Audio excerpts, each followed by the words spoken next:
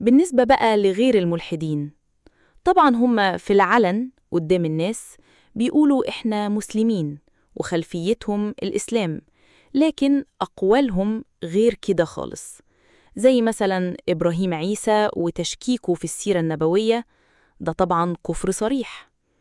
وكمان إسلام البحيري اللي بيقول إننا مقيدين بمنهج السلف والتراث، وإن علشان الإسلام يتحرر يجب فصل النص عن جذوره التاريخية، وده قول كفر طبعا، لأن النص القرآني ذاته يلزم المتبعين بالاحتكام إلى هذا التراث، والتحرر من التراث هو تمرد على النص ذاته.